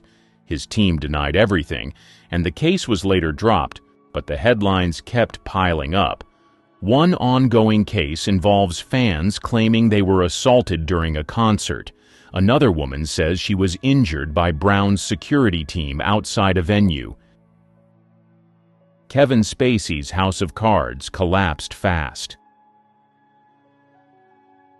His fall was one of the fastest in Hollywood history. One moment he was the face of prestige drama. The next, completely erased from screens. It all started in October 2017. Actor Anthony Rapp told BuzzFeed News that Spacey made a move on him at a party when Rapp was just 14. Spacey's response: He said he didn't remember but apologized if it happened. Then he came out as gay in the same statement. That move drew backlash for trying to deflect with sexuality. What followed was a flood. More than 30 people came forward, crew members, actors, even journalists. They described similar patterns: unwanted touching, inappropriate comments, and abuse of power on set. Netflix cut ties instantly. House of Cards killed off his character and rewrote the entire final season. In 2018, he was charged in Massachusetts for allegedly groping an 18-year-old at a bar. The case fell apart when the accuser stopped cooperating, but the damage was done. He became uncastable. That same year, Spacey released a strange YouTube video in character as Frank Underwood. He looked straight into the camera, blurring fact and fiction, and said, "You wouldn't believe the worst without evidence, would you?" Fans called it creepy. Everyone else called it unhinged. In 2022, he went on trial in the UK, facing multiple allegations of inappropriate physical conduct. Several men accused him of unwanted advances going back years. In 2023, he was found not guilty, but the trial revealed a long pattern of questionable behavior behind closed doors. By 2025, Spacey's name is rarely mentioned in Hollywood. No new projects, no cameos, no redemption arc. Harvey Weinstein's power and silence. He was Hollywood's ultimate power broker. If you wanted an Oscar, you probably worked with him. He ran Miramax, produced critical hits like Pulp Fiction and Shakespeare in Love, and made or broke careers. For decades, his power went unchecked, and people stayed silent. That all ended in October 2017. The New York Times published a detailed article accusing Weinstein was accused of long-term misconduct and quietly settling complaints over the years. Within days, The New Yorker followed with its own expose, including on-record accounts of coercive behavior and serious violations. Soon, over 80 women came forward: actresses, assistants, models, interns. Big names like Gwyneth Paltrow, Salma Hayek, and Lupita Nyong'o added their voices. Many said he lured them to hotel rooms under the guise of meetings, then assaulted or harassed them. Weinstein denied most of it but was fired from the Weinstein Company almost immediately. The Academy expelled him. BAFTA suspended his membership. The Screen Actors Guild removed him. Hollywood, which once protected him, now ran for cover. The details were horrifying. NDAs were used to buy silence. Assistants were allegedly made to help set up his meetings. For years, his behavior was whispered about but never challenged, until it couldn't be ignored.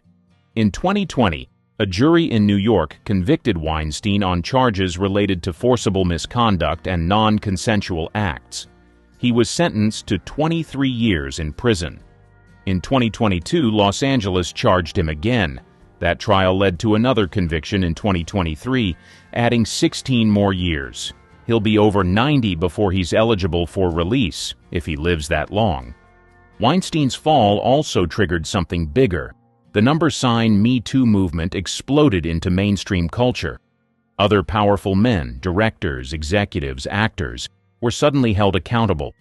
He wasn't just a man who abused power. He was the system, protected by it, enabled by it, and finally undone by the voices that refused to stay quiet.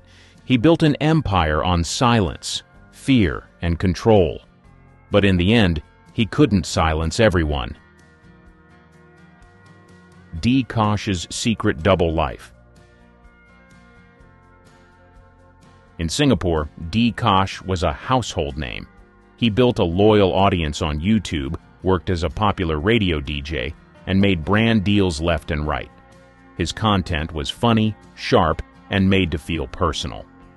That's what made the 2020 allegations so shocking. In August of that year, multiple young men came forward online. They accused D. Kosh of sending inappropriate messages, engaging in manipulative behavior, and offering money in exchange for explicit interactions. Screenshots and voice messages quickly spread across social media. Several of the accusers were underage at the time of contact. At first, D. Kosh denied the claims. He said the messages were fake or taken out of context. But then more proof appeared. Long message threads, audio recordings, and consistent patterns. The evidence was overwhelming. His radio station, Power 98, suspended him. Sponsors disappeared. His social media presence went silent. In 2021, authorities formally charged him with the exploitation of a minor and the production of obscene films. In court, it came out that he had stored explicit videos on his phone. He had arranged to meet teenage boys and pressured them online. These weren't just allegations anymore, they were facts backed by a criminal investigation. In August 2022, D. Kosh pled guilty. He received 32 weeks in jail. During sentencing, the judge said he abused his position of influence and acted with clear intent. After his release, he didn't return to content creation. No apologies, no comeback video, just total silence. What makes his story so disturbing is how carefully he built his image. He marketed himself as trustworthy, even progressive, someone young fans could relate to. Meanwhile, behind the screen, he was using that trust to manipulate people too scared to speak up. Mr. Beast's image under fire. He was seen as the internet's good guy. Mr. Beast, aka Jimmy Donaldson, gave away houses, paid for surgeries, and helped thousands of people. His videos felt positive, clean, and drama-free. But in late 2024, things changed. A group of contestants from his big reality show Beast Games filed a lawsuit. They said the filming conditions were rough and the work environment felt toxic. Some claimed crew members were rude, and others said they didn't feel safe on set. Mr. Beast wasn't accused directly, but the lawsuit named his company and Amazon. An investigation followed. By November 2024, the results were public. No proof was found that Mr. Beast knew about any serious misconduct. But the report confirmed there were problems. Some staff had crossed the line. A few people were fired. Mr. Beast's team added new rules, set up a hotline, and brought in better managers. Fans had mixed reactions. Some said he couldn't control everything. Others thought he should have responded more clearly. Then people online started digging. They pointed out how some friends in older videos had quietly disappeared. Some remembered challenges that seemed too intense. A few clips, once funny, now felt awkward. Mr. Beast stayed quiet. No big post, no full statement. Just a quick mention that he was working on things behind the scenes. He kept uploading. Views stayed high. But something felt different. Comments got sharper. Viewers asked more questions. The shine wasn't gone, but it wasn't untouchable anymore. For years, Mr. Beast built a name on trust, kindness, and massive giving. That's why this hit harder. It wasn't one huge scandal. It was the shift in how people saw him. He's still huge, still respected, but fans are watching more closely now. And when your whole brand is about doing the right thing, people expect you to handle the tough stuff the same way. In 1921, a young actress named Virginia Rapp died under mysterious circumstances at a party hosted by silent film star Roscoe "Fatty" Arbuckle. This controversy was just the beginning. For over a century, Hollywood has been a breeding ground for disturbing rumors that turned out to be all too real. Today we're pulling back the curtain on Tinseltown's darkest truths, the casting couch, early Hollywood's open secret. The term casting couch emerged in the 1920s, referring to a troubling practice where influential men took advantage of aspiring actors for inappropriate favors in exchange for roles. Louis B. Mayer, co-founder of MGM Studios, was notorious for this behavior. Mayer held private meetings with young actresses, often leading to uncomfortable situations. In 1935, dancer Patricia Douglas attended an MGM party where she was reportedly a victim of misconduct by a studio salesman. Despite filing charges, the case was quickly buried. Joan Crawford, who started her career in the 1920s, spoke about her experiences years later. "I never slept with a man I didn't want to. No one ever made me do anything I didn't want to do." However, her words hinted at the pressures faced by many actresses. Marilyn Monroe once said, "Hollywood is a place where they'll pay you $1,000 for a kiss and 50 cents for your soul." This quote reflects the industry's moral bankruptcy. In 1937, child star Shirley Temple, then 9 years old, was inappropriately approached by MGM producer Arthur Freed. When she laughed at him, Freed reportedly exposed himself. Temple's mother quickly removed her from the situation. The silent film era saw its share of scandals too. The Fatty Arbuckle case in 1921 shocked the nation when actress Virginia Rappe died after a party at his hotel. Though Arbuckle was eventually acquitted, the incident shed light on Hollywood's darker side. By the 1930s, the Hays Code was introduced to clean up Hollywood's image. However, behind closed doors, the exploitation continued. Judy Garland's studio-enforced diet pills. Her road to stardom was paved with studio control and dangerous health practices. MGM signed Garland at 13 in 1935. From the start, studio head Louis B. Mayer criticized her weight, calling her "my little hunchback." By 1938, during the filming of Love Finds Andy Hardy, 16-year-old Garland was put on a strict diet. Studio doctors prescribed Benzedrine and amphetamine for weight loss and seconal barbiturate to help her sleep. This dangerous cocktail kick-started a lifelong struggle with addiction. Garland's daily meal often consisted of just soup, black coffee, and 80 cigarettes, along with the prescribed pills. During the filming of The Wizard of Oz in 1939, the studio wanted her to lose more weight. She was 17 and weighed 94 pounds. In 1943, while filming Girl Crazy, Garland collapsed on set multiple times due to exhaustion and malnutrition. The studio's response was to give her a brief rest before pushing her back to work. Garland later recalled, "They had us working days and nights on end. They'd give us pills to keep us on our feet long after we were exhausted. Then they'd take us to the studio hospital and knock us out with sleeping pills." By 1947, Garland's health had deteriorated significantly. She attempted to end herself on the set of The Pirate. Despite this, MGM continued to push her, leading to her suspension in 1948 due to erratic behavior caused by addiction. "I was in the studio system for 15 years and I thought they were going to kill me," Garland said in a 1967 interview. She suffered numerous breakdowns and was admitted to sanitariums multiple times throughout her career. The long-term effects of this studio-enforced regimen were devastating.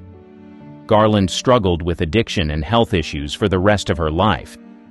She died in 1969 at age 47 from an accidental overdose, a tragic end tied directly to the abusive practices she endured in her youth. Alfred Hitchcock's obsession with Tippi Hedren. His obsession with Tippi Hedren during the early 1960s revealed a dark side to the famed director. Hedren, a model-turned-actress, was discovered by Hitchcock in a TV commercial in 1961. He immediately signed her to a 7-year contract.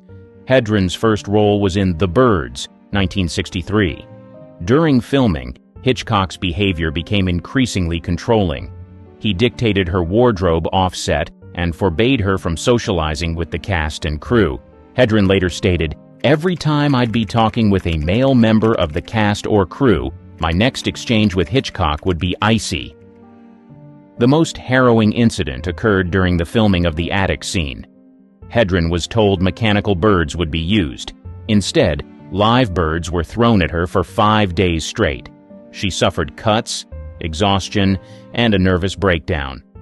When a bird nearly pecked her eye, she snapped, "I think you got your scene, Mr. Hitchcock." In 1964, during the production of Marnie, Hitchcock's obsession intensified. He had a mask of Hedren's face made for his personal use and installed a secret door between his office and her dressing room. Hedren recounted a disturbing incident in her trailer. "He touched me inappropriately. It was uncomfortable and deeply unsettling. The harder I fought him, the more aggressive he became." After Hedren refused his advances, Hitchcock threatened to ruin her career. True to his word, he kept her under contract for 2 years without work. effectively stalling her career. Hitchcock's behavior wasn't limited to Hedren. Actress Diane Baker, who co-starred in Marnie, observed, "I saw Hitchcock verbally abuse Tippy and I was shocked." In 1966, Hedren finally broke free from her contract with Hitchcock. However, the director's influence in Hollywood made it difficult for her to find work. She later said, "He ruined my career, but he didn't ruin my life." Hedren kept silent about these experiences for decades, only speaking out in detail in her 2016 memoir, Tippy. Her story shed light on the abuse of power that was all too common in Hollywood during that era. Roman Polanski's assault case. On March 10, 1977, film director Roman Polanski, then 43, was arrested in Los Angeles. The charge, drugging and misconduct of a 13-year-old girl, Samantha Gailey, now Geimer. The incident occurred at actor Jack Nicholson's home during a photo shoot for French Vogue. According to court documents, Polanski gave Gailey champagne and part of a Quaalude. He then allegedly continued with inappropriate actions despite her objections. Gailey later testified, "I was mostly just on and off saying, 'No, stop,' but I was afraid." Polanski faced legal charges on multiple counts related to inappropriate conduct, including allegations involving the use of a controlled substance and misconduct with a minor. He initially pleaded not guilty to all charges, but later accepted a plea bargain. On August 8, 1977, Polanski pleaded guilty to unlawful activity with a minor. Per the plea deal, the probation report recommended probation. However, on the day of sentencing, February 1, 1978, Polanski fled to France. He had learned that the judge, Lawrence J. Rittenband, planned to sentence him to prison and subsequent deportation. France refused to extradite Polanski due to its limited extradition treaty with the U.S. Polanski continued his film career in Europe, even winning an Oscar for The Pianist in 2003, which he couldn't collect in person. In 2009, Polanski was arrested in Switzerland at the request of U.S. authorities. He spent 67 days in custody before being released and returning to France. Geimer, the victim, has since stated she forgives Polanski and believes the case should be dropped. In a 2013 interview, she said, "I'm not going to carry a bunch of resentment, and much worse things happen to people." Despite this, attempts to resolve the case have been unsuccessful. In 2017, Polanski's offer to return to the U.S. for time served was rejected by L.A. County Superior Court Judge Scott Gordon. As of 2024, Polanski remains a fugitive from the U.S. justice system. Rob Lowe's tape scandal. In July 1988, 24-year-old actor Rob Lowe became embroiled in a controversy that nearly derailed his career. The incident occurred during the Democratic National Convention in Atlanta, where Lowe was supporting presidential candidate Michael Dukakis. On the night of July 17th, Lowe met two young women at a bar and brought them back to his hotel room. Unbeknownst to Lowe, one of the women, 16-year-old Jan Parsons, was underage. The encounter was videotaped, creating what would become one of Hollywood's first celebrity intimacy tape controversies. The tape surfaced months later when Parsons' mother found it and reported it to the authorities. On February 24, 1989, the story broke in the media, causing immediate shockwaves in Hollywood and beyond. Lowe initially denied any wrongdoing, claiming he didn't know Parsons was underage. He stated, "I didn't ask for ID going into a club. It was Atlanta, the home of Coca-Cola, not the home of underage girls." The controversy had severe consequences for Lowe's career. He was dropped from several film projects and lost numerous endorsement deals. His appearance at the 1989 Academy Awards was met with open hostility from some attendees. Legal ramifications followed. Lowe faced criminal charges for misconduct with a minor and distributing explicit material. To avoid prosecution, he agreed to perform 20 hours of community service in his home state of Ohio. The incident also led to a civil lawsuit from Parsons' family, which was settled out of court for an undisclosed sum. As part of the settlement, Lowe was required to publicly apologize. In the years following the scandal, Lowe worked to rebuild his career and reputation. He entered rehab for alcohol addiction in 1990, a move he credits with helping him turn his life around. Woody Allen's relationship with Soon-Yi Previn. In January 1992, Mia Farrow discovered unclothed photos of her adopted daughter, Soon-Yi Previn, in Woody Allen's apartment. Allen, then 56, had been in a relationship with Farrow for 12 years. Soon-Yi was 21 at the time and had been adopted by Farrow and her ex-husband Andre Previn years earlier. The discovery sent shockwaves through Hollywood and the public. Allen confirmed the relationship in August 1992, stating, "I'm thrilled." The admission came amid a bitter custody battle between Allen and Farrow over their 3 children. Allen's film, Husbands and Wives, released in September 1992, became unintentionally controversial due to its plot similarities to the real-life scandal. The film's premiere was marked by protests and media frenzy. In 1993, a judge in the custody case called Allen's behavior with Soon-Yi grossly inappropriate. The court denied Allen visitation rights with his daughter Dylan and limited contact with his son Satchel, now Ronan Farrow. Despite the controversy, Allen and Soon-Yi married in Venice on December 23, 1997. Allen was 62, Soon-Yi 27. The ceremony was small, with only a handful of guests present. In a rare 2015 interview with NPR, Allen addressed the relationship's beginnings. "I was paternal. She responded to someone paternal." This statement further fueled critics who found the relationship's power dynamics disturbing. The scandal significantly impacted Allen's career. Several actors, including Greta Gerwig and Timothée Chalamet, later expressed regret for working with him. Amazon Studios terminated a 4-picture deal with Allen in 2019, citing renewed allegations of misconduct by Dylan Farrow. As of 2024, Allen and Soon-Yi remain married and have 2 adopted daughters. The controversy continues to spark debates about power, consent, and morality in Hollywood relationships. R. Kelly's illegal marriage to Aaliyah. On August 31, 1994, R&B singer R. Kelly, then 27, illegally married his 15-year-old protégée Aaliyah in a secret ceremony in Rosemont, Illinois. The marriage certificate falsely listed Aaliyah's age as 18. Kelly had met Aaliyah 3 years earlier when she was 12. He became her mentor, producer, and lead songwriter for her debut album, Age Ain't Nothing But a Number, released in May 1994. The album's title now seems disturbingly prophetic. Vibe magazine published a copy of the marriage certificate in December 1994. The revelation sparked immediate controversy. Aaliyah's family was reportedly furious and moved quickly to have the marriage annulled in February 1995. Kelly's former tour manager, Demetrius Smith, later admitted to obtaining a fake ID for Aaliyah. In the 2019 documentary Surviving R. Kelly, Smith stated, "I was in the room when they got married. I'm not proud of that." Both Kelly and Aaliyah initially denied the marriage. In a 1994 interview, Aaliyah said, "I'm not married. That's all there is to it." She maintained this stance until she died in a plane crash in 2001. The illegal marriage came to light again during Kelly's 2019 arrest on federal charges. Prosecutors alleged Kelly bribed a government official in Illinois to create a fake ID for Aaliyah. In 2021, during Kelly's exploitation trial, a witness testified that Kelly married Aaliyah because he believed she was pregnant with his child.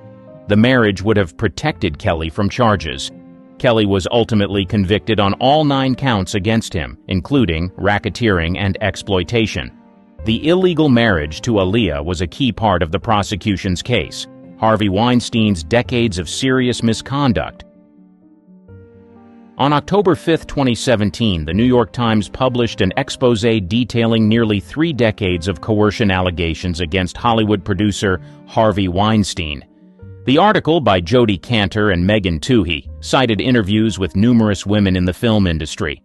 Among the first accusers were actress Ashley Judd and former Weinstein employee Laura Madden. Judd recounted a 1997 incident where Weinstein invited her to his hotel room and asked for a massage. Madden described similar experiences in the early 1990s. The article revealed that Weinstein had reached at least 8 settlements with women who accused him of unwanted physical contact and advances. These settlements, dating back to 1990, were often accompanied by non-disclosure agreements. 5 days after the Times article, The New Yorker published Ronan Farrow's investigation, which included 13 more women's accounts of alleged abuse by Weinstein. 3 women accused Weinstein of SA. Actress Rose McGowan, who had alluded to her experience for years, publicly accused Weinstein of serious misconduct on October 12, 2017. She stated she was paid $100,000 in 1997 to sign a non-disclosure agreement. By October 31st, over 80 women had come forward with allegations against Weinstein. The list included high-profile actresses like Gwyneth Paltrow, Angelina Jolie, and Salma Hayek. Weinstein was dismissed from the Weinstein Company on October 8, 2017. He was later arrested and charged in New York on May 25, 2018, for serious misconduct. On February 24, 2020, Weinstein was found guilty of 2 serious offenses and sentenced to 23 years in prison. Bill Cosby's serial assaults. For decades, Bill Cosby was known as America's dad, beloved for his role on The Cosby Show. However, beneath this wholesome image lurked a serial predator whose crimes spanned half a century. The first public accusation against Cosby came in 2005 when Andrea Constand filed a lawsuit alleging he drugged and acted inappropriately toward her in 2004. During the case, 13 other women came forward with similar stories.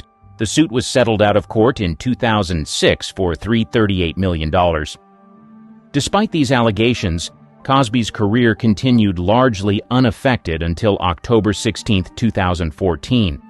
During a stand-up performance in Philadelphia, comedian Hannibal Buress seriously referred to Cosby, rekindling public interest in the allegations against him. In the following months, dozens of women came forward with stories of coercion dating back to the 1960s. Many described a similar pattern. Cosby would offer them drinks, which were allegedly drugged, and then SA them while they were incapacitated. On December 30, 2015, Cosby was arrested and charged with 3 counts of aggravated indecent moves against Andrea Constand. This was the first criminal case against Cosby, as most other allegations fell outside the statute of limitations. Cosby's first trial in 2017 ended in a mistrial due to a hung jury. However, in a retrial on April 26, 2018, Cosby was found guilty on all 3 counts. On September 25, 2018, he was sentenced to 3 to 10 years in state prison. During the trial, 5 other women testified about their experiences with Cosby, establishing a pattern of behavior. One of these women, Janice Dickinson, testified that Cosby coerced her in 1982 after giving her a pill. Cosby's conviction was overturned by the Pennsylvania Supreme Court on June 30, 2021, due to a violation of his due process rights. He was released from prison the same day, having served nearly 3 years. Kevin Spacey's predatory behavior. On October 29, 2017, actor Anthony Rapp alleged that Kevin Spacey made a misappropriate advance toward him in 1986, when Rapp was 14 and Spacey was 26. This accusation, published in a BuzzFeed article, marked the beginning of Spacey's downfall. Spacey responded on Twitter, claiming no memory of the incident, but offering an apology. In the same statement, he came out as gay, a move widely criticized as an attempt to deflect from the allegations. Following Rapp's accusation, numerous other men came forward with similar stories. On November 1, 2017, actor Roberto Cavazos alleged that Spacey groped him in the mid-2000s at the Old Vic Theatre in London, where Spacey was artistic director from 2004 to 2015. The Old Vic conducted an internal investigation revealing 20 personal testimonies of alleged inappropriate behavior by Spacey between 1995 and 2013. Many of these incidents occurred on the theater's premises. On November 3, 2017, Netflix cut all ties with Spacey, halting production on House of Cards and shelving his film Gore. Ridley Scott reshot Spacey's scenes in All the Money in the World, replacing him with Christopher Plummer just weeks before the film's release.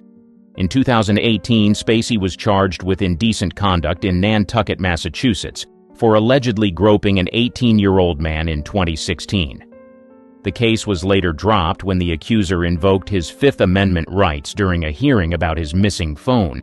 In May 2022, Spacey was charged with 4 counts of SA against 3 men in the UK, dating back to incidents between 2005 and 2013. In July 2023, Spacey was found not guilty of these charges in a UK court. Despite the court verdict, Spacey's career has been irreparably damaged. His last major film role was in 2018's Billionaire Boys Club, which earned only $618 on its opening day.